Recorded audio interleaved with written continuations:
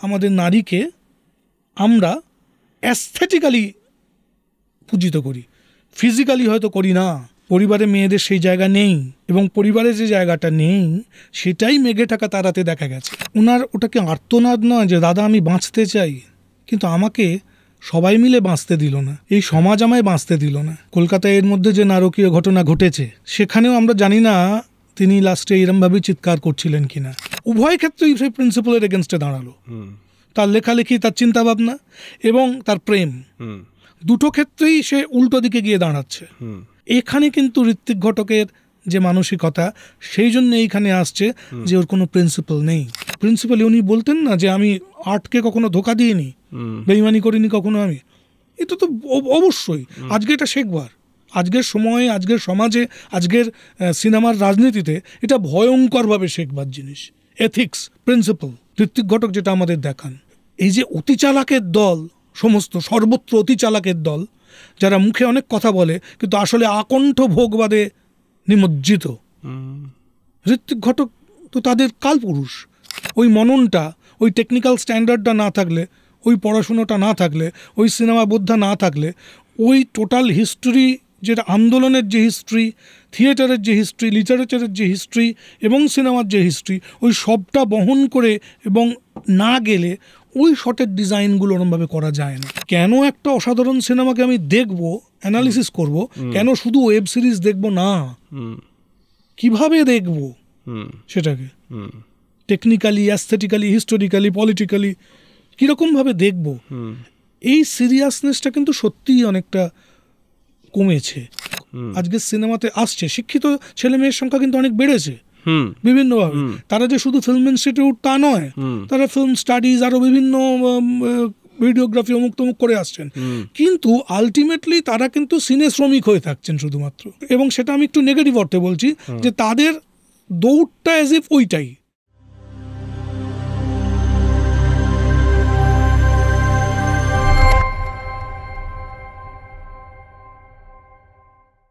নমস্কার, উপস্থিত হয়ে গেছি ভাবনাঘরের নতুন একটা এপিসোড নিয়ে।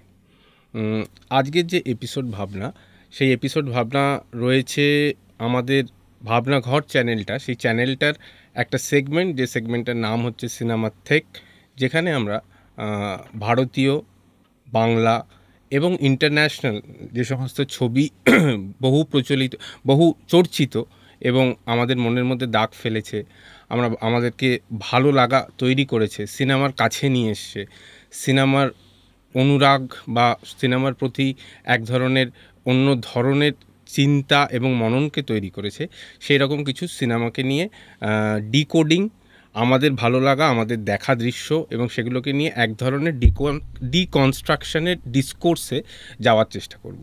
তবে আলোচনাটা খুব একটা গভীর রাখার চেষ্টা করব না, আলোচনাটাকে সহজ রাখার চেষ্টা করব। এখানে আমি অনেকগুলো কাইন্ড অফ জার্গন কথা বললাম, সেই জার্গনগুলো থেকে বেরিয়ে এসে সেটাকে করার চেষ্টা করব। আর আমার সঙ্গে এই আলোচনাতে আমাকে কিছুটা হাত ধরে সাহায্য করার জন্য এসেছে আমার মেন্টর এবং আমার প্রাক্তন শিক্ষাগুরু বলা যেতে পারে। তবে এখন আমি আর শিক্ষাগুরু মানে স্যারটা বলি না, মানে আগে স্যার বলতাম, মানে যেখানে আমি সিনেমাটাকে নিয়ে ভালো লাগা তৈরি করেছি অন্যভাবে, আমার রূপকলা কেন্দ্র, সেখানকার সৌমেন্দু ভট্টাচার্য, ডিরেকশন ডিপার্টমেন্টের HOD, আমার প্রাক্তন শিক্ষাগুরু এবং এখন মানে এখনও তার থেকে অনেক কিছু শিখছি আর কি, সে রয়েছে আমাদের এই এপিসোডে আমার সাথে। এবং আজকে আমরা যে ছবিটি নিয়ে আলোচনা করব সেটি হচ্ছে ঋত্বিক ঘটকের মেঘে ঢাকা তারা। সৌমেন্দুদা, ওয়েলকাম। Thank you. তা তুমি এমনি কেমন আছো? এই সময় যেরকম থাকা যায় সেরকম। আচ্ছা, যা সব আশপাশে ঘুরছে তার মধ্যে ভালো থাকার চেষ্টা করা। হ্যাঁ, সেটা আমরা মোরাললেস সকলেই আর কি সেরকমই একটা চেষ্টা করছি আর কি, যে ভালো থাকার একটা চেষ্টা করছি। যাই হোক, আজকে তোমার সঙ্গে তো ভাবনাঘরের এই এপিসোডে আমরা মেঘে ঢাকা তারা আর কি, ঋত্বিকবাবুর মেঘে ঢাকা তারা নিয়ে আলোচনাতে যাব আর কি, আলোচনা শুরু করব। দেখো, এখন এই ছবিটা নিয়ে তো বহু জাতীয় আলোচনা হয়েছে এবং তোমারও মানে তুমিও অনেক ধরনের আলোচনার মধ্যে গেছো। আমরা নতুন কিছু আলোচনা করছি কিনা আমি জানি না, তবে আলোচনাটা শুরু হলে হয়তো সেটা বোঝা যাবে। এবার সবার প্রথমে আলোচনাতে আমি যেমন আসছি, যেমন এই ছবিটা মানে ফার্স্টে দেখা তো অনেকভাবে তৈরি হয়েছে, যেমন প্রথম দেখেছিলাম কলেজ লাইফে, তারপরে যখন ফিল্ম অ্যাপ্রিসিয়েশন কোর্স করলাম, তারপরে রূপকলাতে যখন দেখলাম, আবার তোমাদের সাথে দেখলাম, নতুনভাবে দেখলাম, আবার কিছুদিন আগে দেখেছি, এবং সময়ের সাথে সাথে গল্পর কনটেক্সট, পরিচালকের সিনেমা বানানোর আঙ্গিক এবং ভাবনার কন্টেম্পোরারিনেস সবসময় মনে হয়েছে প্রাসঙ্গিক। সবার প্রথমে আসি যে সেই দৃশ্য, যে মানে শেষ দৃশ্য যেখানে নিতা আর কি, নিতার চরিত্র বলছে যে দাদা আমি বাঁচতে চেয়েছিলাম, এই দাদা আমি বাঁচতে চাই, তাহলে সেইটা এখনের কনটেক্সটে, যেমন আমি যখন দেখছিলাম এবং মনে হচ্ছিল যে দাদা আমি বাঁচতে চাই, এটা যেন এক ধরনের সেই মানে কোথাও সমতা, মানে একটা নিজেকে একটা জায়গা তৈরি করে নেওয়া, একটা শ্রেণী নিজের জায়গার জন্য। এখন যেখানে দাঁড়িয়ে আমরা নারী স্বাধীনতাকে নিয়ে আলাদা করে কথা বলছি, বা লিঙ্গ বৈষম্যের কথা বলছি, সম চিন্তার কথা বলছি এবং সম অধিকারের কথা বলছি, সেই দিক থেকে কি এটাকে অ্যাপ্রোচ করা যেতে পারে? সেই দিক থেকে করা যায় কি না সেটা বলার আগে আমার মনে হয় এটা কি একদম উল্টো জিনিস নয়। আচ্ছা, ওটা কি আর্তনাদ নয় যে দাদা আমি বাঁচতে চাই, কিন্তু আমাকে সবাই মিলে বাঁচতে দিল না, এই সমাজ আমায় বাঁচতে দিল না। এবং এই যে আর্তনাদটা, আমি জানি না গ্রেট সিনেমা বা গ্রেট আর্ট এটাই করে কিনা। কলকাতায় এর মধ্যে যে নারকীয় ঘটনা ঘটেছে, হ্যাঁ, সেখানেও আমরা জানি না তিনি লাস্টে এরমভাবেই চিৎকার করছিলেন কিনা, দাদা আমি বাঁচতে চাই। সেখানেই একটা শুদ্ধ আর্ট, গ্রেট সিনেমা সময়কে উত্তীর্ণ করে যায় এবং প্রাসঙ্গিক হয়ে ওঠে। এই জন্যেই এই সিনেমা প্রাসঙ্গিক। এবং ওটার উত্তর দিতে গেলে বলা যায় যে এটা একই সঙ্গে একটি মেয়ের অসম্ভব কষ্টের আর্তনাদ এবং একই সঙ্গে মানবতারও আর্তনাদ, যে আমি বাঁচতে চাই। এটাই তো আমরা চেয়েছি গুহা মানব থেকে বা অস্ট্রেলোপিত কাছ থেকে আমরা যা আজকে মানুষ হয়েছি, বাঁচতে চেয়েই তো হয়েছে সম্পূর্ণ। এবার তার মধ্যে নারী স্বাধীনতার ভয়ঙ্কর স্ট্রাগল তো সারা পৃথিবীতে এর মধ্যে গেছে। একটা মেয়ে যে ভালোবাসতে চেয়েছিল, যে বাঁচতে চেয়েছিল, যে হয়তো একটা সংসার করতে চেয়েছিল, কোনোটাই হলো না, তার টিবি হলো। সে যথেষ্ট গুণী ছিল, সে গান গাইতে পারত, সে অ্যাট্রাকটিভ ছিল, তার এক প্রেমিক ছিল, কিন্তু তার পরিবার, তার প্রেমিক সবাই বিশ্বাসঘাতকতা করলো। এখানেই মেঘে ঢাকা তারা। এবং আমরা আজকেও আমাদের সমাজে এটার আশপাশে একটু চোখ বোলালেই দেখতে পাবো এরকম মেঘে ঢাকা তারা অনেকেই রয়েছেন। এটা কন্টেম্পোরারি তো বটেই, তারই সঙ্গে এটা তো নায়িকা নিতা, কিন্তু এটা তো কোনো একজন পুরুষেরও হতে পারে। সে হয়তো এরকমভাবেই চিৎকার করছে আমি বাঁচতে চাই। হয়তো আমাদের আশপাশেই রয়েছে এরকম অনেক আর্টিস্ট আছেন, অনেক মানুষ আছেন যারা দৈনন্দিন জীবন গুজরান করেন যে কোনোভাবে, এবং শেষে তার কথা হচ্ছে আমি তো বাঁচতে চাই। কেউ তার পরিবারের কথা ভেবে, কেউ তার ছেলে মেয়ের কথা ভেবে, কেউ হয়তো নিজের কথা ভেবেই, কিন্তু নিতার যে চিৎকারটা, এই আত্মস্বরটা, এটা সাংঘাতিকভাবেই আমাদের আঘাত করে যায় আমাদের মনের গভীরে। যে মানুষের যে যাত্রা শুরু হয়েছিল বাঁচার, অনেক কম মানুষ আফ্রিকা থেকে যাত্রা শুরু করে সারা পৃথিবীতে ছড়িয়ে এখন এত মানুষ, কিন্তু মানুষের এই যে বাঁচতে চাওয়ার আর্তি হয়তো সেই রকম একটা জায়গা থেকেই আলতামিরার কেভ পেন্টিংয়ের ওই বাইসনকে ধরে রাখা, তার কন্টেম্পোরারি হিসেবে সে বাঁচতে চেয়েছে, তার কন্টেম্পোরারি সময়টাকে ধরে রাখতে চেয়েছে। এরকমভাবেই হয়তো কোনো শিল্পী পেন্টিং করেছেন, অন্যভাবে গান গেয়েছেন, এবং নিতা অসম্ভব কষ্টে ঋত্বিক ঘটকের ডায়ালগে, হয়তো ঋত্বিক ঘটকও তার চারিদিকের যে রাজনৈতিক সমীকরণ তখন চলছিল আমরা জানি, সেই সবের মধ্যে দিয়ে সামহাও উনি বাঁচতে চেয়েছিলেন, এবং ওনার ক্যারেক্টার হয়তো ওনার কথা বলছিল যে আমি বাঁচতে চাই। I think this is the thing. হ্যাঁ, অবশ্যই। নিতার প্রেমিকের কথাটা, প্রসঙ্গটা এলো, নিতার প্রেমিককে, নিতার দাদা আর কি, মানে অনিল চট্টোপাধ্যায়ের চরিত্রটা একটা জায়গায় এসে বলছে যে ছেলেটির কোনো প্রিন্সিপাল নেই, তার আগে মানে কথাটা কোন কনটেক্সটে আসছে, আমরা একটা বিশ্বাসঘাতকতার মানে মানবীয় কনটেক্সটে মরাল কোডিফিকেশনে আমরা দেখেছি, বোনের সঙ্গে আমরা দেখতে পাচ্ছি, তারপর দেখতে পাচ্ছি। হ্যাঁ, এবার মানে এই যে প্রিন্সিপাল নেই বলছে, মানে প্রিন্সিপাল নেই কেন, মানে কিসের মানে আমার কাছে এটা খুব মনে হয়েছে মানে কি একটা ছেলে মানে যে অতটা প্রমিসিং তার ক্যারিয়ার, সে কি একটা পরিপূর্ণতা বা সুখী গৃহকোণ বা তার জীবনটাকে নিয়ে ভাববে না, নাকি এই যে মেয়েটি যে প্রেমিকা সেই চপ্পল ছিঁড়ে ঘুরে বেড়াচ্ছে বাবাকে নিয়ে ভাবছে তার জন্য জীবনটা দিয়ে দেবে, তাই বলে তার প্রিন্সিপাল নেই বলে দিচ্ছে। আসলে যে লোকটা সিনেমাটা করছে সেই লোকটাকে একটু জানতে হবে। এর আগে সলিল চৌধুরীর লেখা থেকে আমরা পাচ্ছি যে এই সময় ঋত্বিক ঘটক মদ ছুঁতো না, এবং উনি বলছেন যে ঋত্বিক বলছে আমাদের বলতো যে তোরা খাস কি করে এইসব, তা এই ধরনের কথাবার্তা। একটা পিউরিটান জায়গা, লোকটা নিজে একটা পিউরিটান জায়গায় অবস্থান করত, প্লাস সেই লোকটা একটা বামপন্থী লোক, সাদাকে সাদা কালোকে কালো, ওনার ক্যারেক্টারের মধ্যেই ওটা ছিল সাংঘাতিকভাবে। এবং উনি মনে করতেন জীবনে কতগুলো প্রিন্সিপাল, কতগুলো এম এর ওপর বেঁচে থাকাটা খুব গুরুত্বপূর্ণ। শুধু উনি নয়, ওনাদের যে পুরো গ্রুপটা ছিল, আইপিটি এর পরেও যে গ্রুপটা ছিল, খালেদ চৌধুরী, তাপস সেন ইত্যাদিদের যে টোটাল যে গ্রুপটা, ঋষিকেশ মুখার্জি, মৃণাল সেন ইত্যাদিদের যে গ্রুপটা, সেই গ্রুপটা ওরা প্রত্যেকেই বামপন্থী চেতনা দ্বারা এতটাই উদ্বুদ্ধ ছিল যে তাদের এই তথাকথিত এই প্রিন্সিপালসগুলো খুব স্ট্রং ছিল সাংঘাতিকভাবে, ব্যক্তিগত প্রিন্সিপালসগুলো। সেই নিয়ে নানা মতবিরোধ আছে ইত্যাদি, সে থাক, কিন্তু ঋত্বিক ঘটকের সিনেমাতে কিন্তু আমরা এই ধরনের জিনিস বারে বারে দেখেছি। ওনার সাবজেক্ট চয়েসের মধ্যেও ওনার যেন একটা প্রিন্সিপালের জায়গা, এবং এই যে বোনের প্রেমিক তার ছোট বোনের সঙ্গে প্রেম করছে, এটা তো অসম্ভব আনএথিক্যাল একটা জিনিস বলে তার মনে হয়েছে, সেই জন্য তার প্রিন্সিপাল নেই বলে কথাটা মনে হয়। এটা শুধু বিশ্বাসঘাতকতা নয়, একটা প্রেম হতেই পারে যে একজন আর একজনকে ছেড়ে চলে গেল, কার কাছে যাচ্ছে? তার বোনের প্রতি, যে বোনের একটা আউটসাইড একটা একটা একটা কি বলবো অ্যাট্রাকশন রয়েছে, যে ভ্রুভঙ্গিতে হয়তো চন্দনের বনে কাউকে ডাকতে পারে, সেরকম কিছু একটা হয়তো আমাদের ওই ক্যারেক্টার পেয়েছে, কিন্তু সেই চন্দনের বনে বা দেখা হওয়া এবং একজন স্টেডি যে তার জন্য ডেডিকেটেডলি ভালোবাসে, অথচ সে বিয়ে করতে পারছে না, তার কারণ তার দায়িত্ব, তার পরিবারের প্রতি তার দায়িত্ব, এবং সে আরেকটু দাঁড়াতে চাইছে, একটু সক্ষম হতে চাইছে, তারপরে হয়তো সে এগোবে।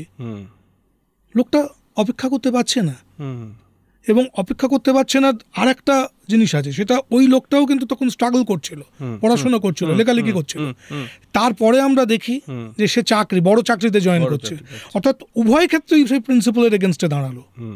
তার লেখালেখি, তার চিন্তাভাবনা এবং তার প্রেম, দুটো ক্ষেত্রেই সে উল্টো দিকে গিয়ে দাঁড়াচ্ছে।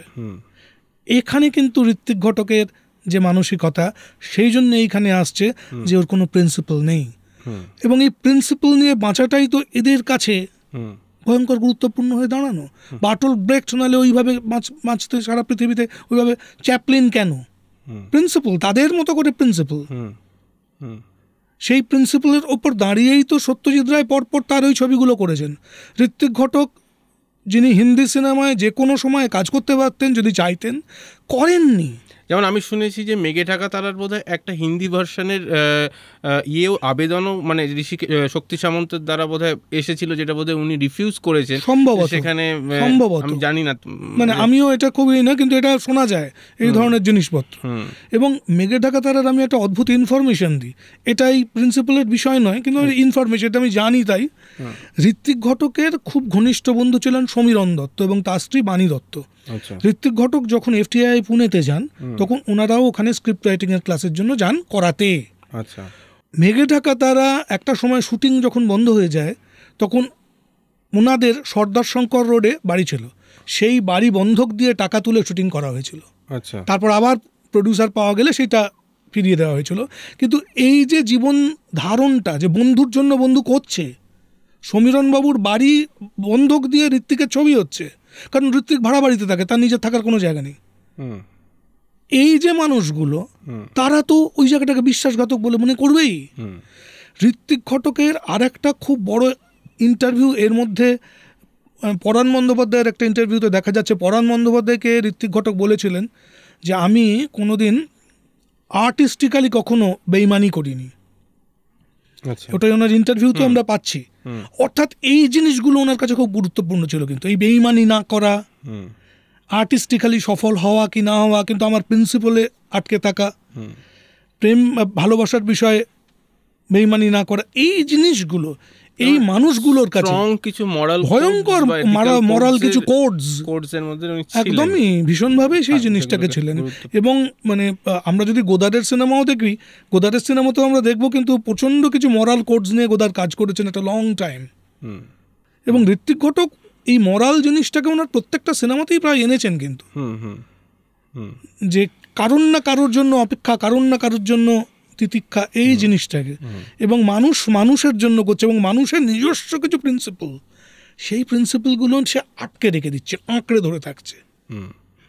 আচ্ছা, এবার যেমন ধরো ওদের পরিবারটাকে যদি দেখি, ধরো পরিবারের মধ্যে যে ইকুয়েশন, মানে বাবা আর কোথাও, মানে বাবা এক কিছুটা এবং একটা অংশে দাদাকে ছাড়া বাকি আর কি, মানে মা, বোন, ছোট ভাই, সবাই শুধু, মানে আমি যতটুকু দেখেছি আমার যেন সবাই যেন কনজিউম করছে নিতার কাছ থেকে। ছোট ভাই সে ফুটবলের বুটটা নিচ্ছে, বোন সে দিদির কাছ থেকে ওটা নিচ্ছে, মা যখন দেখছে যে ভালো একটি ছেলের সঙ্গে ওর তৈরি হয়ে যাবে, ওর জীবনটা হয়তো গুছিয়ে যাবে, যাতে দাঁড়িয়ে যাবে। ঋত্বিকবাবুর একটা সুচারু শর্ট টেকিং মানে মাথায় এখনও আছে, মানে যেটা যে অদ্ভুতভাবে ভাতের ফ্যানের উপরে ক্যামেরা চার্জ করছে, ফুটছে, এবং মায়ের গীতা দত্তের মুখটা দেখতে পাচ্ছি, গীতাদের মুখটা দেখতে পাচ্ছি। তাহলে ওই পরিবারের মধ্যেও মানে এরকম ধরনের শোষণ পৃথিবীতে কি হয়, শ্রমিককেই তো শোষণ করা হয়। ওই বাড়ির অর্থনীতি কে যোগান দেয়? ওই বাড়ির শ্রমিক কে? নেতা। সমাজ তাকেই শোষণ করছে, পরিবার তাকেই শোষণ করছে।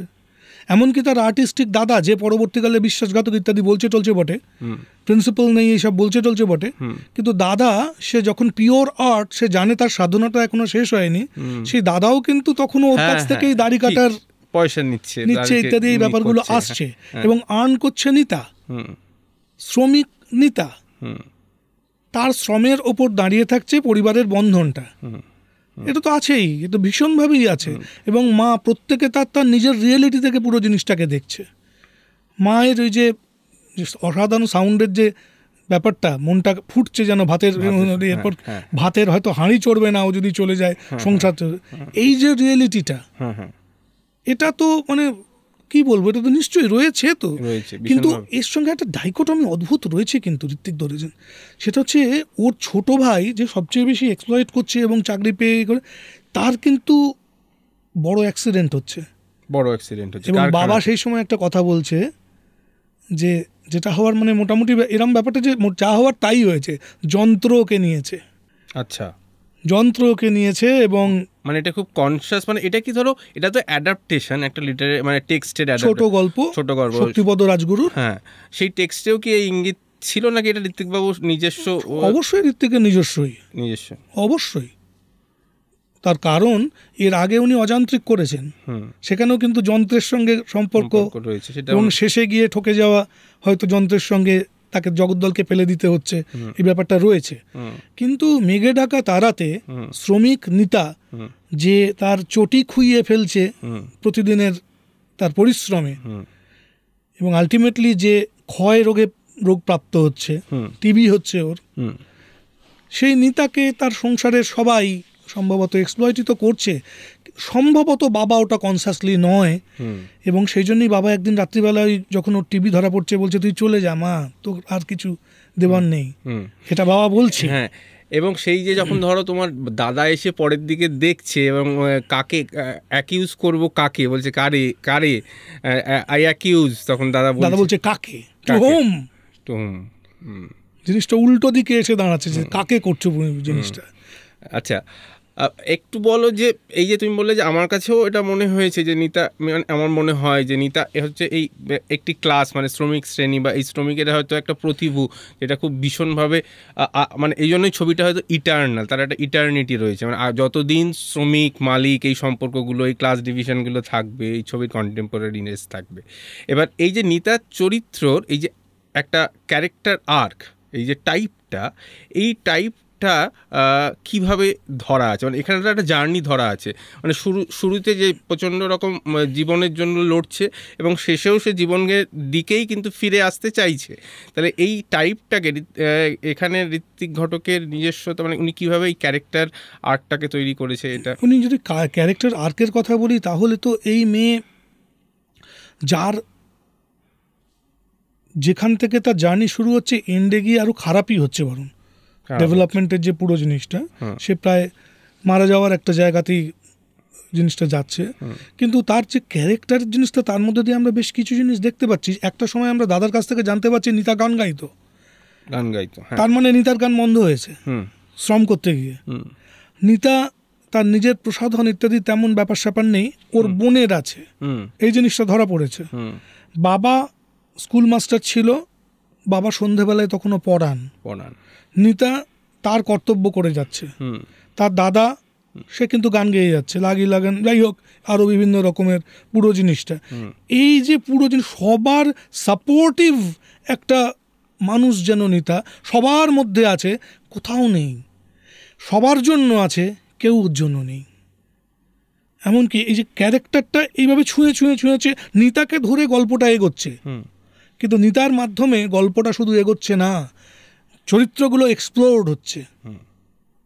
এই চরিত্রগুলো তো সব আমাদের সমাজের প্রতিভূ, সেটা জ্ঞানেশ বাবুর চরিত্রটাই হোক আর্কেটাইপের মতো করে, জ্ঞানেশ বাবুর চরিত্রই হোক ব্যবসায়ী, প্রেমিক যে ঠকায়, বাবা যে একসময় মেন্টার হয়তো ছিল, এটা এখন আর মেন্টার হতে পারছেন না, শারীরিকভাবে সম্ভব নয়, দাদা যে আর্টিস্ট, সে আর্টের জন্য সমস্ত কিছুকে ত্যাগ করতে রাজি হচ্ছে। অ্যাকচুয়ালি দাদাও তো স্বার্থপরের মতো কাজ করেছে একটা সময় অবধি, এবং নিতা এদের প্রত্যেকটা নিডকে প্রয়োজনে সঙ্গে থেকেছে।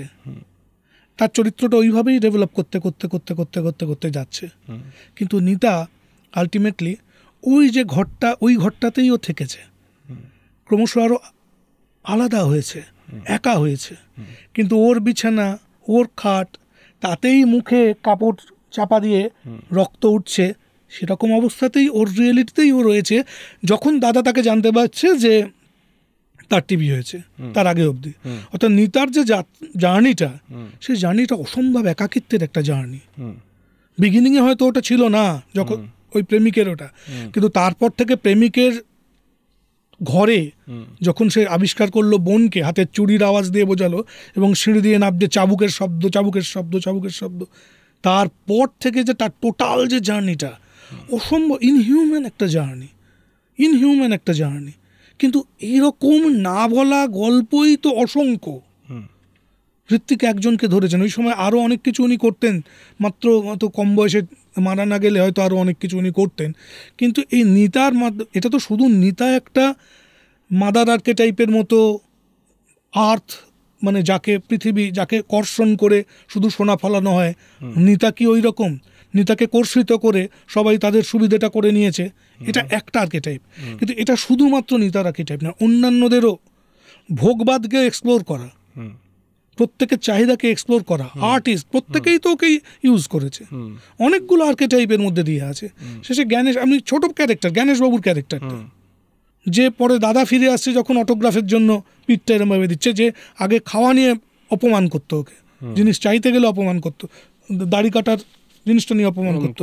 এরা সবাই সমাজের এক একটা প্রতিভূ, যারা প্রত্যেকে নিতাকে নানাভাবে এক্সপ্লয়েট করেছে, এবং নিতা যাদের মধ্যে দিয়ে এগিয়েছে, কিন্তু নিতা ক্রমশ একাকী হয়েছে, আরও একা হয়েছে। ক্যারেক্টারের একটা এইরকমভাবেই এন্ডে গিয়ে তারা যাওয়ার কোনো জায়গা নেই, একমাত্র পাহাড়ে সিমলা বা কোথাও তাকে হয়তো টিভির হসপিটালে দেওয়া হয়েছে, এবং ঋত্বিক ক্যামেরাটাকে এমনভাবে করছেন আমরা হয়তো বুঝতে পারছি যে হয়তো সেখান থেকে খুব পজিটিভ কিছু ফিরছে না কথা নিয়ে। উমা হয়তো পর্বতে ফিরলেন, আচ্ছা, ওর যে আচ্ছা যেভাবে জিনিসটাকে করা, আমাদের তো কি বলবো, মানে ওইভাবে এই জিনিসগুলোকে ঋত্বিক বিভিন্ন সময় এনেছেন। মানে মাদার আর্কিটাইপ তো ঋত্বিক ঘটকের কে লেখা পড়লে আর কি, বা ওনার ইন্টারভিউ পড়লে বোঝা যায় যে উনি এই মাদার আর্কিটাইপ বিষয়টার সঙ্গে খুব ইনফ্লুয়েন্সড হয়েছেন, এবং যেখানে উনি ভারতীয় মানে ওনার ভারতীয় বেদ পুরাণগুলোও প্রচণ্ডভাবে ওনাকে ইনফ্লুয়েন্সড করেছে, কোথাও মিশিয়েছে। এটা তুমি কিভাবে দেখেছো, মানে তোমার অ্যাজ এ ছাত্র, মানে সিনেমা এবং সমাজের সঙ্গে এটা এই লোকগুলোর, ঋত্বিক ঘটক তো বটেই, অপরিসীম পড়াশুনো ছিল, গুলে খেয়ে নিয়েছিল। মাদার আর্কিটাইপে ইয়ুংয়ের যে জিনিসটা, ওকে যখন পাগল মানে কি বলবো, মানে যখন উনি অসুস্থতার চিকিৎসা হচ্ছে, ডাক্তারকে উনি জিজ্ঞেস করছেন আপনি ইয়ুং না অ্যাডলার কোন পন্থী, এটা আছে ইন্টারভিউতে, মানে এটা পাওয়া যায়। মানে ও সমস্ত জিনিসগুলোকে গুলে খেয়ে নিয়েছিল। 2 নম্বর কথা, ভারতীয় পুরাণে, এটা তো শুধু ইয়ুং আবিষ্কারের ব্যাপার নয়, আমাদের অনেক আগে পুরো জিনিসটা রয়েছে। আমাদের এখানে উমার যে পুরো জিনিসটা, আমাদের এখানে গঙ্গা জলে গঙ্গা পুজো, আমাদের এখানে ফোক লোরের মাধ্যমে, ফোক টিউনসের মাধ্যমে যেভাবে প্রত্যেকটা জিনিসকে, উৎসবকে, নারীত্বকে উপজীব্য করে তোলা হয়, সেটাও উনি সমস্ত কিছুতে একটা জায়গায় নিয়ে এসেছেন। উনি ওয়েস্টার্ন পড়াশুনো যেমন করেছেন, এই ধরনের সাইকোলজি, ফিলোসফির ব্যাপারটা, তেমনি আমাদের পুরাণ তত্ত্ব ইত্যাদি পুরো অ্যাস্থেটিক্সের পুরো জিনিসটা ভয়ঙ্করভাবে জানতেন, এবং সেই জন্যই ওনার চরিত্রগুলোকে বারবার উনি ওরমভাবে কোডিং করার কথা করেছেন, অন্যান্য সিনেমাতেও। সুবর্ণরেখাতেও বা কোমলগান্ধারেও সব মেন ক্যারেক্টারগুলোর নামগুলো সব ওইভাবেই তিনি করছেন। এবং উনি লাস্টে নিতে যখন মারা যাচ্ছে, সত্যিই তো ওটা উনি যেন উমা ঘরে ফিরছে, অনেক কষ্ট করেছে এই 7 দিন এই পৃথিবীতে, এবার যেন দাদা আমি বাঁচতে চাই পৃথিবীর মধ্যে দিয়ে যেন ক্যামেরা প্যান করছে, আকাশ বাতাস ইত্যাদির মধ্যে দিয়ে, এবং এ করছেন। এবং মাথায় রাখতে হবে লাস্টে এইটা বটে, কিন্তু তার আগে কিন্তু নাম যখন আসছে তখন কিন্তু উনি বিয়ের গান দিয়ে শুরু করছেন টাইটেলে। এটা কিন্তু ডাইকোটমি, এটা কিন্তু শুরু করছে একটা সিনেমা ভয়ঙ্কর আশা, একটা বিয়ের এই জায়গায়, এখান থেকে সেইখানকার একটা গান দিয়ে আমের তলায় জমর জমর এসব আসছে, এবং শেষে গিয়ে দাদা আমি বাঁচতে চাই উমা ঘরে ফিরছে। মানে জিনিসটা খুবই অদ্ভুত, মানে আর্কিটিপিক্যাল তো বটেই, কিন্তু সেই আর্কিটাইপটা শুধুমাত্র ইয়ুংয়ের আর্কিটাইপ নয়। এই মাতৃপ্রতিমা আমাদের দেশে পূজিত হয়, এই মাতৃপ্রতিমা আমাদের নারীকে আমরা অ্যাস্থেটিক্যালি পূজিত করি, ফিজিক্যালি হয়তো করি না। পরিবারে মেয়েদের সেই জায়গা নেই, এবং পরিবারে যে জায়গাটা নেই সেটাই মেঘে ঢাকা তারাতে দেখা গেছে। লাস্টে সে উমার মতো করে ফিরে গেছে হয়তো তার জায়গায়, কিন্তু এখনো আমরা যেটা দিয়ে শুরু করেছিলাম, মেয়ের একটা শরীর,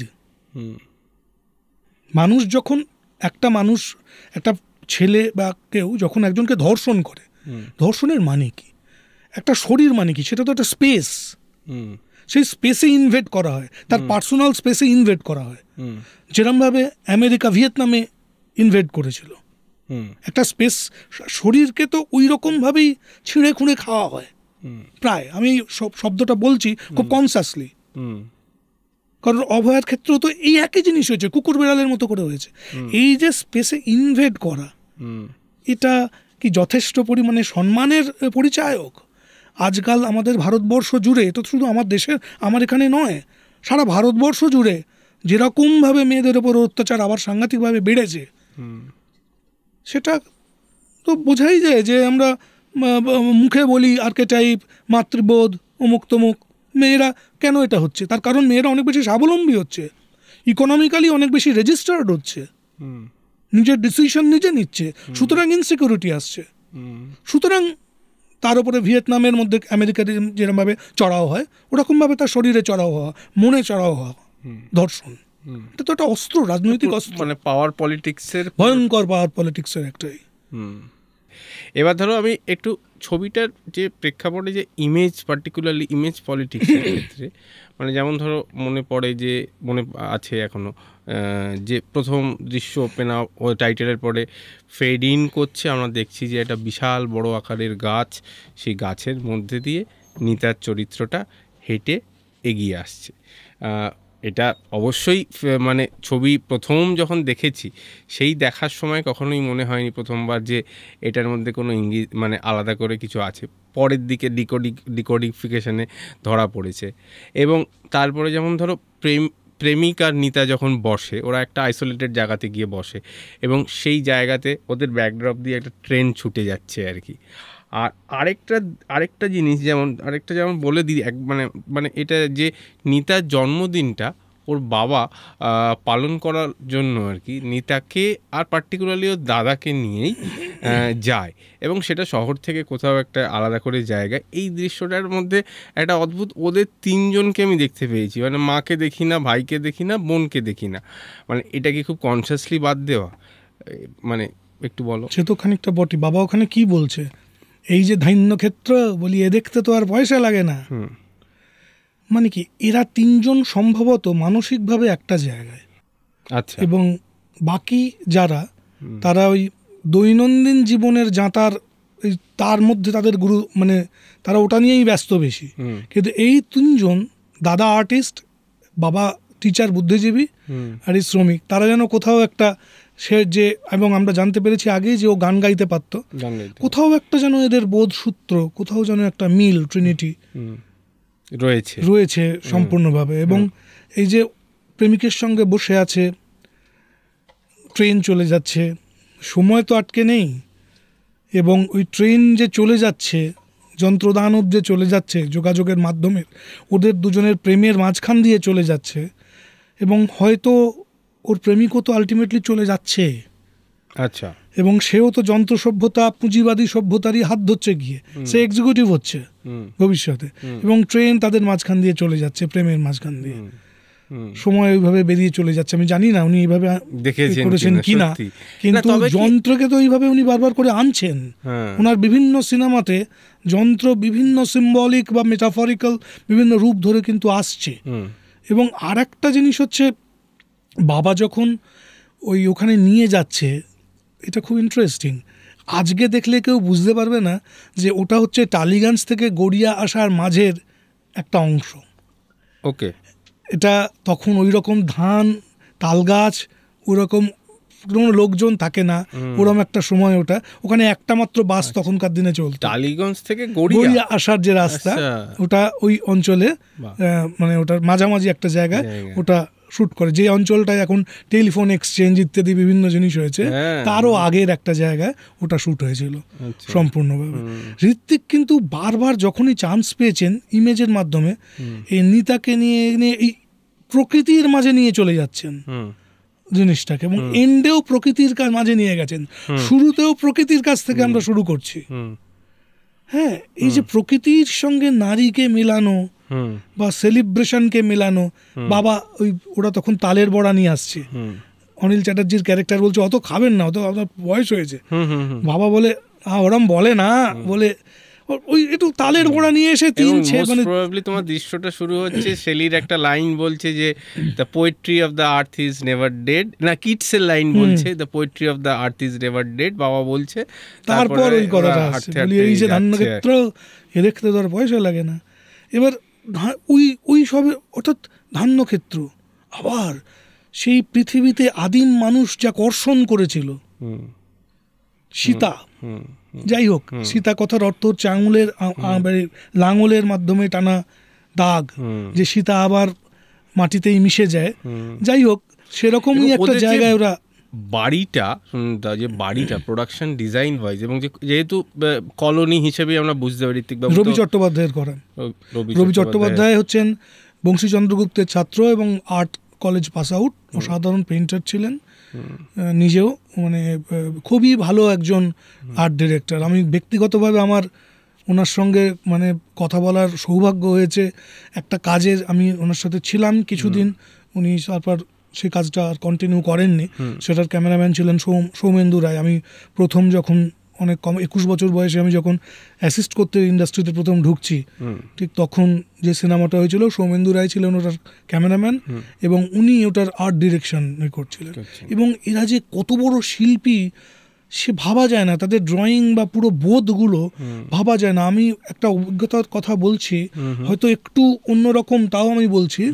মানে উনি সৌমেন্দুবাবুকে ড্রয়িং চার্ট দিলেন, আর্ট মানে ওই একটা সেট পড়বে সেইটার, তাতে উনি লিখে দিচ্ছেন এক একটা পেজে 25 lens, 50 lens, 32 lens, 50 lens, 75 lens. আচ্ছা, মানে একদম আর্ট ডিরেক্টর কোন লেন্সে কি অ্যাঙ্গেলে কি দেখতে পাবে ওইভাবে ছবি এঁকে দিচ্ছেন উনি, রবি চ্যাটার্জি, আমার নিজের দেখা।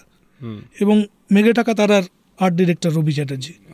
এবং তাদের যে ডিটেইলের কাজ, তারা ওই জীবনগুলোকে দেখেছেন, তারা বিভিন্ন আন্দোলনের মধ্যে দিয়ে বড় হয়েছেন, গণ আন্দোলনের মধ্যে দিয়ে। এই যে যারা নোবডি, তাদের হয়ে আন্দোলন করতে করতে এরা এসছেন আর্টের ক্ষেত্রে, এবং এদের আর্টে যার জন্য নোবডিদের এবং সাধারণ মানুষের জীবনযাপনের ছোঁয়া সাংঘাতিকভাবে রয়েছে, ভীষণভাবে রয়েছে। রবি চ্যাটার্জি অ্যাপ্রোচটা কিন্তু খুব মিনিমালিস্টিক। মানে ধরো আমরা তো দেখি মানে নেতাদের যে পরিবারের যে এটা মিনিমালিস্টিক মনে হচ্ছে, কিন্তু তার যে সিজনিং, তার যে ডিটেইলিং ঘরের, সেটা কিন্তু সাংঘাতিক। ওই যে বাড়ি ঘরের তার মধ্যে ওটা দেখে কোথাও মনে হচ্ছে না ওটা নতুন, যেভাবে সিজনিং করা হয়েছে, ওখানে থাকা হয় একটা উদ্বাস্তু বোধটাও একটা ধরানো আছে, সেটা তো এখন বুঝি আর কি। মানে সেটা তো নিশ্চয়ই প্রথমের দিকে বুঝলাম, কারণ ওই কলোনিটা গড়ে উঠছে, কলোনির যে কনসেপ্ট ওটা গড়ে উঠছে, যেটা শেষে গিয়ে কলোনিটা অনেকটা দাঁড়িয়ে গেছে। সেখানে স্কুল ভালোভাবে হয়েছে, জনগণমন গা হচ্ছে, দাদু যখন ফিরছে, সম্পূর্ণ বিগিনিং এ তো কলোনিটা তৈরি করা হচ্ছে। এটাই তো মানে উপযোগ্য একটা বিষয়, কিরকম ভাবে একটা কলোনি গড়ে উঠলো, একজন মারা গেল প্রায়। এইরকম কত নেতা এসেছে এবং গেছে, এবং শেষে উনি আরেকজনের চটি ছেঁড়ার মাধ্যমে এই গল্পটা উনি খানিকটা ছুঁয়ে গেছেন। এই একটা ছবিতেই মানে ধরো ঋত্বিক ঘটকের পথে যে ছবিটাতে মানে এমনিতে সাধারণ মানুষও খুব মানে এমনি সাধারণ দর্শক আর কি ঋত্বিকবাবুর ছবিটার সাথে বোধহয় রিলেট করতে পেরেছে, এবং ছবিটা দেখেছে, এই ছবি দেখেছিল, সাংঘাতিকভাবেই দেখেছিল এই ছবি। সমস্যাটা তৈরি হয় এর পরের কোমল গান্ধার ইত্যাদির পর থেকে, সুবর্ণরেখা ইত্যাদির পর থেকে চলে না, এবং সেইখান থেকে ওনার অন্যদিকে ঘুরে যাওয়া জীবনযাপনে।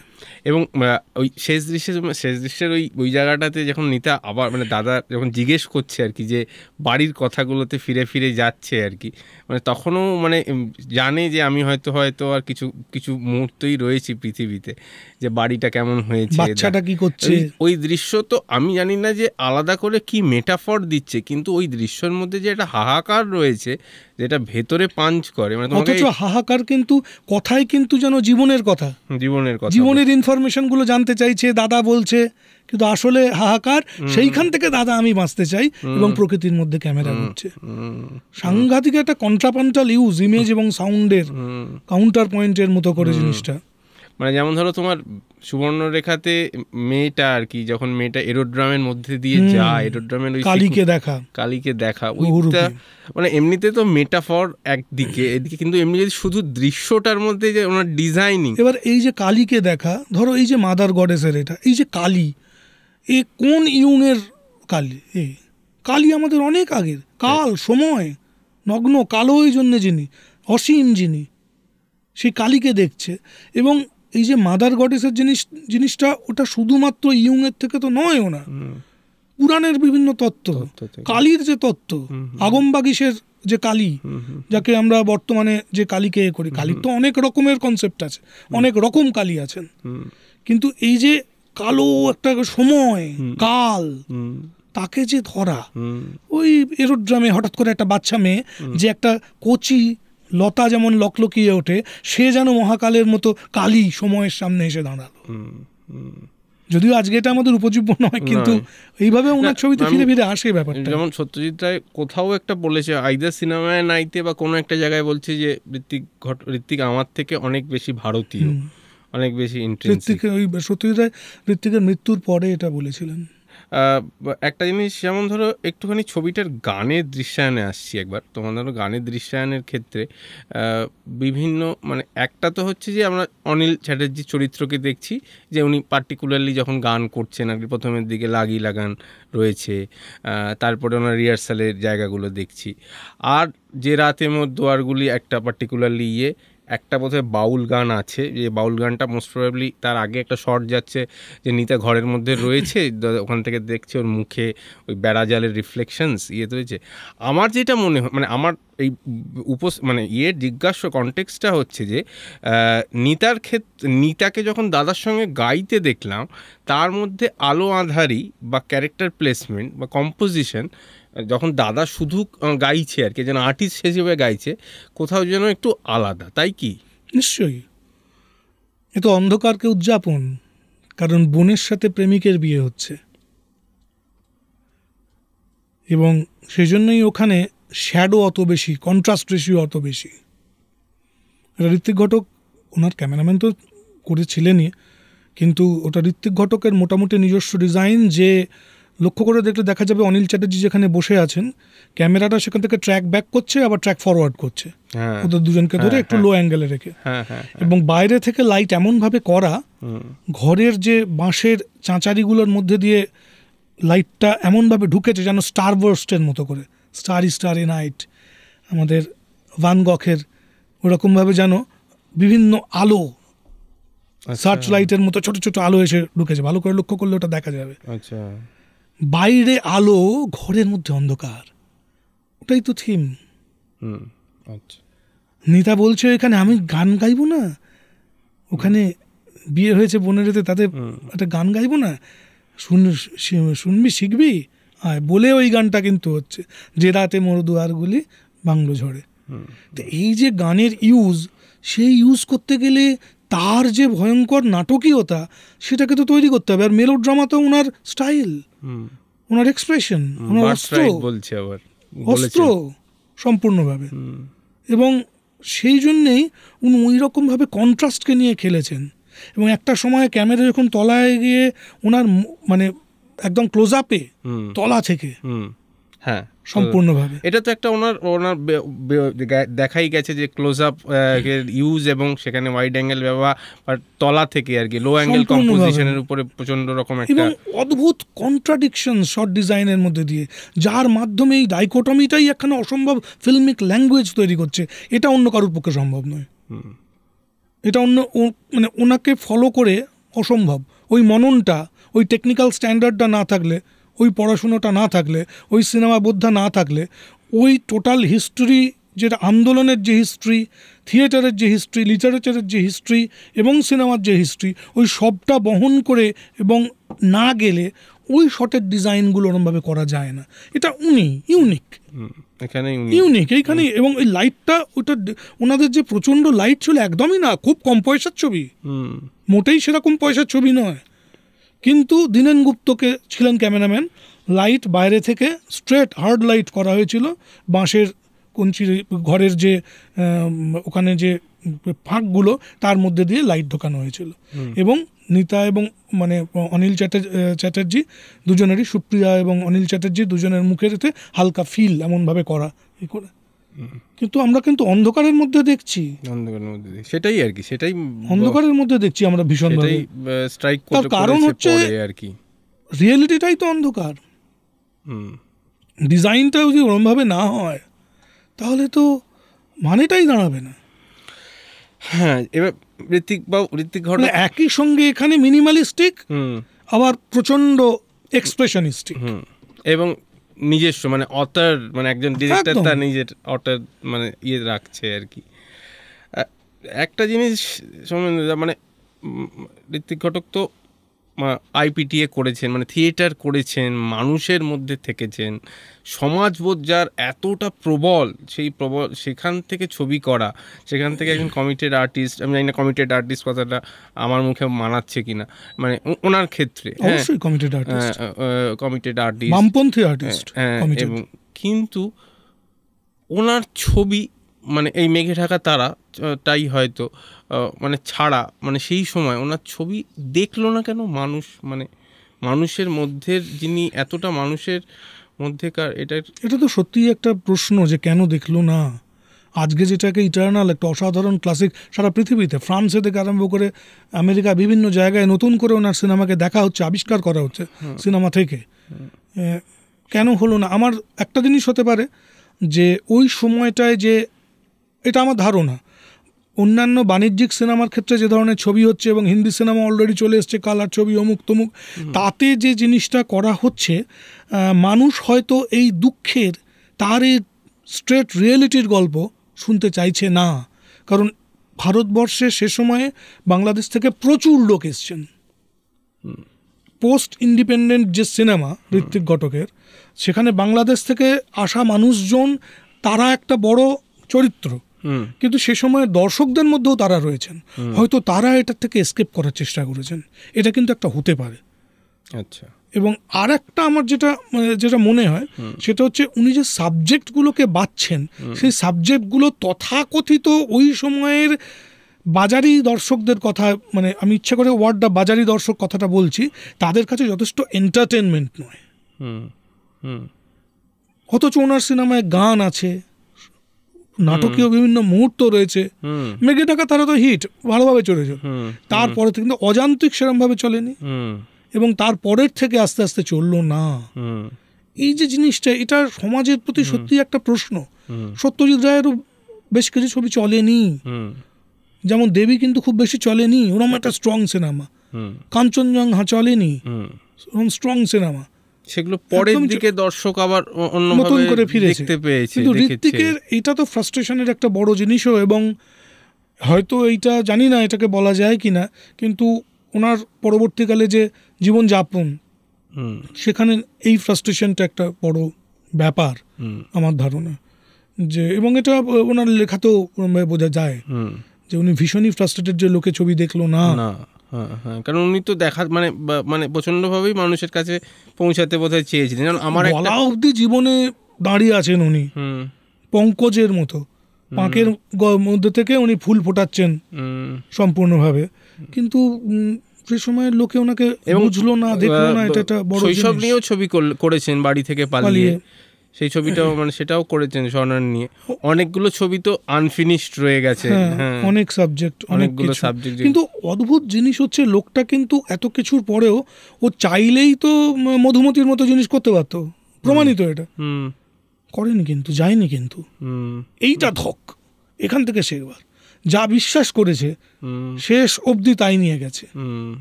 খেতে না পেয়ে টিবি হয়েছে, মানসিক হসপিটালে যেতে হয়েছে, অনেক কিছু হয়েছে, কিন্তু প্রিন্সিপালি উনি বলতেন না যে আমি আর্টকে কখনো ধোকা দিইনি, বেইমানি করিনি কখনো আমি। এটা তো অবশ্যই আজকে এটা শেখবার। আজকের সময়ে, আজকের সমাজে, আজকের সিনেমার রাজনীতিতে এটা ভয়ঙ্করভাবে শেখবার জিনিস। এথিক্স, প্রিন্সিপাল, ঋত্বিক ঘটক যেটা আমাদের দেখান সম্পূর্ণভাবে।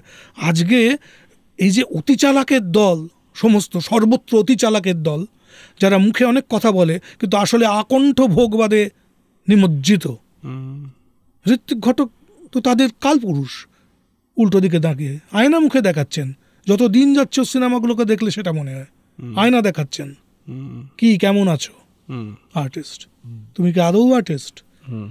এই লোকটা তো ক্রমশ একা হবেই, একদম শেষের দিকে তো সম্পূর্ণ একা, আরো একা হয়ে যাচ্ছেন। এবং ওনার সিনেমা চলছে না, সময়ের থেকে অনেকটা এগিয়ে থাকা সিনেমা, এবং অসম্ভব রূঢ় বাস্তবের সিনেমা মানুষ ওরমভাবে নিচ্ছে না। নিমাই ঘোষের চিহ্ন মূলত নেয়নি, বা 13 নদীর পাড়ের চললই না। বেশি ডিফারেন্ট হলে যে সমস্যা। 13 নদীর পার আমি কিছুদিন আগেই দেখলাম, সত্যি কথা বলতে, আমার সিনেমা বারিন সাহার। আমার কিন্তু মানে মনে হলো না যে খুব জারগন, মানে ছবিটা কিন্তু একটা মানে একটা সুন্দর একটা গল্প আছে, এবং সব থেকে বড় হচ্ছে যে সার্কাসে লাইভ শুটিং, মানে যেটা আমরা বড় বড় ইউরোপীয় সিনেমাদেরকে নিয়ে লাফালাফি। সাউথ ইন্ডিয়ায় হয়েছে থাম্পু, জি অরবিন্দন করেছেন অসাধারণ সিনেমা থাম্পু। কিন্তু হ্যাঁ, এইবার 13 নদীর পাড়ে এটাও তো চলেনি, এবং রাজেন তরফদারের সে সময়ের ছবি অনেক বেশ কিছু চলেনি, দুর্ধর্ষ সিনেমা চলেনি। কিন্তু এই বাংলাতেই তো এই লোকগুলো এই সব ছবি করেছে। অযান্ত্রিক, মেঘে ঢাকা তারা, কোমল গান্ধার, বারিন সাহার 13 নদীর পাড়ে, তোমার গঙ্গা, এটা কেউ করে দেখাতো? এখানে এদের অসম্ভব কমিটেড শিল্পের প্রতি, মানুষের প্রতি এই কমিটমেন্টটা, এটা আসল জায়গা। এটা আজকে যে কাউকে মুখে আঙুল দেখায়, আঙুল তুলে সময়ের কে হে সাথে তুমি? সাথে কি এটার থেকে সরেছি আমরা, মানে যারা ধরো নিশ্চয়ই সরেছি, এই আর্ট প্র্যাকটিসে গেছে? নিশ্চয়ই সরেছি, নিশ্চয়ই সরেছি। ঋত্বিক ঘটক এন্টারটেনমেন্টকে শুধু এন্টারটেনমেন্টের মতো করে নেননি। উনি বলতেন না, কোলবালিশ করে নিয়ে আমি সিনেমাকে, এর চেয়ে ভালো মিডিয়াম পেলে আমি লাথি মেরে চলে যাব। উনি ওটা করেননি। কিন্তু ওনার সময় সমসাময়িক আরও অনেকেই নানা রকমভাবে তাদের মতো করে করেছেন। ঋত্বিক ওই তার মতো করে ওই একমে বাদ দিতি আমি, এই কারণেই ওনার জীবন এবং সিনেমা আলাদা নয়। যা যাপন করেছেন সেটাই ওনার সিনেমা, সিনেমাকে যাপন করেছেন, জীবনকে যাপন করেছেন যে বিশ্বাস এবং এথিক্স নিয়ে, সেটাই ঋত্বিক ঘটক, সেটাই ঋত্বিক ঘটকের সিনেমা। ফিরে আসি একবার, একদম শেষে চলে এসেছি, যে ধরো মানে মেঘে ঢাকা তারা এই তোমার সঙ্গে আলোচনা করতে আসার আগে জাস্ট আবার একবার দেখলাম আর কি, মানে একটু মানে মানে টেনে টেনেই দেখলাম, এগিয়ে এগিয়ে দেখলাম, পুরোটা দেখলাম। কেন দেখলে অ্যাকচুয়ালি অনেক সময় আবার মন খুব খারাপ হয়, নিজের অজান্তেই চোখে জল চলে আসে, হ্যাঁ, মন খারাপের কিছু জায়গা তৈরি হয়। তো দেখছিলাম না, মানে জানি না সেটা কোথাও এসকেপও করছি হয়তো, কিন্তু মানে মনে হচ্ছিল যে যতদিন তোমার মানে সমাজের মধ্যে এই ক্লাস, শ্রেণী, বিভাজন এগুলো থাকবে, মানে সমকালীনতা যেন ছবিটা রেখে যাবে। তাই মানে যে কোনো বড় ভালো সিনেমাই তো তাই, সেই জন্যই তো ওগুলো গ্রেট, সময়ের ঊর্ধ্বে। মানে প্রফেশনালি আমি নিজে একজন ফিল্ম মেকার, যেমন ফিল্ম শিক্ষকও তেমন কিছুটা, মানে আমার কোয়ালিটি খুবই সাধারণ, কিন্তু আমি একটা জিনিস লক্ষ্য করছি এতে, যে কেন গ্রেট আর্ট সেই চর্চাটা ভীষণভাবে কমে গেছে, এটা সিনেমার ক্ষেত্রেও। কেন একটা অসাধারণ সিনেমাকে আমি দেখব, অ্যানালিসিস করব, কেন শুধু ওয়েব সিরিজ দেখব না, কিভাবে দেখব সেটাকে, টেকনিক্যালি, অ্যাস্থেটিক্যালি, হিস্টোরিক্যালি, পলিটিক্যালি কীরকমভাবে দেখব, এই সিরিয়াসনেসটা কিন্তু সত্যিই অনেকটা কমেছে, সিনেমা যাপনটা কমেছে। তার মধ্যে কিছু পাগল আছে, এখনও আছে, তারা তাদের মতো করে করছেন, করেন, অনেকেই তাদের মতো করে ব্যস্ত থাকছেন এই বিষয়গুলো নিয়ে। কিন্তু যে পরিমাণে লোক আজকে সিনেমাতে আসছে, শিক্ষিত ছেলে মেয়ের সংখ্যা কিন্তু অনেক বেড়েছে বিভিন্নভাবে। তারা যে শুধু ফিল্ম ইনস্টিটিউট তা নয়, তারা ফিল্ম স্টাডিজ, আরও বিভিন্ন ভিডিওগ্রাফি অমুক তমুক করে আসছেন, কিন্তু আলটিমেটলি তারা কিন্তু সিনে শ্রমিক হয়ে থাকছেন, শুধুমাত্র সিনে শ্রমিক বলছো তুমি, মানে, এবং সেটা আমি একটু নেগেটিভ অর্থে বলছি, যে তাদের দৌড়টা অ্যাজ ইফ ওইটাই দৈনন্দিন একটা কাজ করা, সেখান থেকে ধন উৎপাদন করা, এবং তাই দিয়ে ভালো গাড়ি কেনা, ভালো করা, কিন্তু সেটা তো একমাত্রই হতে পারে না। তাহলে ঋত্বিককে নিয়ে আমরা একটা ফিলোসফি হয়, তো মানে এক রকমের ফিলোসফি, কিন্তু এই ভোগবাদের এই যে ফিলোসফিটা, তার মধ্যে আমরা নিমজ্জিত, আমরা প্রত্যেকেই তার মধ্যে আছি, কিন্তু তার মধ্যে ওই যে ঋত্বিক ঘটক বা সত্যজিৎ, এরা যে অন্য রকমের ছবি করেছেন, ক্ষেত্রেও তো তপন সিনহার ক্ষেত্রেও তো, মানে তপন সিনহাও বোধহয় একটি নাম, যার মধ্যে যার ছবির মধ্যে বহুভাবে সমাজ, মানে ওনার কিছু কিছু কাজে তো প্রচন্ড, মানে আমার রিফ্লেক্টেড হয়েছে। হ্যাঁ, তবে ঋত্বিকের মতো করে কিন্তু হয়নি, বরং খানিকটা রাজেন তরফদারকে খানিকটা বলা যেতে পারে, ওনাকেও সময়ের অন্য রকমের সিনেমা উনি করেছেন, এবং ওনাকেও সময় সব সিনেমা ওনার চলেছে তা নয়, কিন্তু গ্রেট আর্ট তো ওইটাই যা সমসাময়িকের অনেক ঊর্ধ্বে যায়, যা আজকের থেকেও অনেক দিন বাদে বুঝতে পারবে যে হ্যাঁ, এটাও তো সেই একই কথা বলছে। কি কথা বলছে? মানুষের কথা বলছে, বাঁচার কথা বলছে, এক্সিস্টেন্সের কথা বলছে। এটাই তো আসল। ঋত্বিক ঘটকও তো এইটাই করেছেন বারবার করে, এবং করেছেন নিজেকে বুক মানে চাপড়িয়ে, রাশিয়ান স্কুলিং এবং বামপন্থী হিসেবে। সেরমভাবে উনি বলেছেন যে আমি আইজেনস্টাইনের ছাত্র, এবং আমি এই ধরনের সিনেমাকেই করব, শিল্পের সঙ্গে আমি কখনো বেইমানি করিনি, করব না। এটাই ঋত্বিক ঘটক। ধক। বেশ, তাহলে আমরা আজকের আলোচনা এবং মেঘে ঢাকা তারা নিয়ে একটা কথোপকথনে গেলাম, ডিসকোর্স হলো, জানি কিছু কথা হয়তো হলো যেটা তোমার আমার মধ্যে এইভাবে হয়নি, মানে যখন ছাত্র অবস্থায় তুমি আমাকে কথা বলেছো বা আমি তোমার সঙ্গে বলেছি, হয়তো হয়েছে কারণ আমাদের যেহেতু আমরা করেছি পার্টিকুলারলি কিছু ক্লাসের মধ্যে, তবে অন্যভাবে সেটা আলোচনা হলো। থ্যাংক ইউ এপিসোডে আসার জন্য। আবার পরের এপিসোডের জন্য এখনই নিমন্ত্রণ দেওয়া থাকলো, ঠিক আছে?